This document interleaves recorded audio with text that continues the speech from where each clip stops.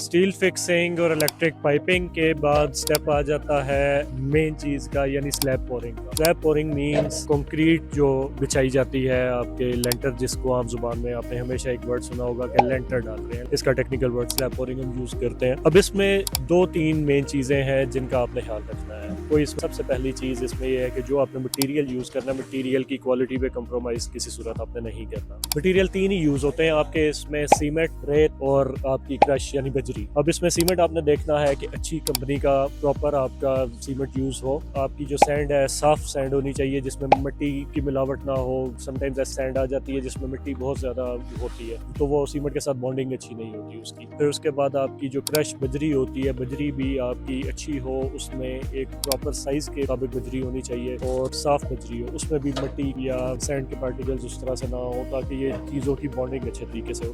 फिर उसके बाद एक चीज़ इसमें बहुत ज़्यादा एहतियात और बहुत ज़्यादा ध्यान इस चीज़ का रखना पड़ता है कि जिस टाइम पे इसकी मोटर रेशियो होती है वो ठीक हो रही हो, क्योंकि जिस टाइम पे ये काम स्पीड में चल रहा होता है, वर्कर्स काम कर रहे होते हैं, तो समटाइम्स ध्यान नहीं रखते, तो इस चीज़ का खास ख्याल रखना पड़ता है इस चीज़ में किसी किस्म की लापरवाही ना हो, क्योंकि अगर इसकी मोटर रेशियो ठीक नहीं होगी तो उसकी बॉन्डिंग या स्ट्रेंथ उस तरह से नहीं बनेगी। फिर उसके अंदर जो पानी ऐड किया जाता है, पानी को भी एक प्रॉपर तरीके से, ना तो वो बहुत ज़्यादा होना चाहिए ना ही कम होना चाहिए। अगर बहुत ज़्यादा होगा तो वो वीक कर देगा उसको, और अगर कम होगा तो उस तरह की उसकी बॉन्डिंग नहीं सही तरीके से होगी। तो ये कुछ चीज़ें हैं जो आपकी मोटर रेशियो को लेके होती हैं कि ये इनको आपने ख्याल रखना होता है। फिर उसके बाद पोरिंग के टाइम पे एक फाइनल स्टेप आ जाता है जो बहुत ज़्यादा ज़रूरी है, और मोस्टली साइट्स पे हम ये देखते हैं कि ये चीज़ नहीं हो रही। जिस तरह अभी आप ये मेरे पीछे देख रहे हैं कि स्लैब पोरिंग हो रही है, अभी ये यहाँ पे डाल रहे हैं। अभी ये जिस टाइम पे ये स्लैब पोरिंग करेंगे, यहाँ पे वाइब्रेटर चलाया जाएगा।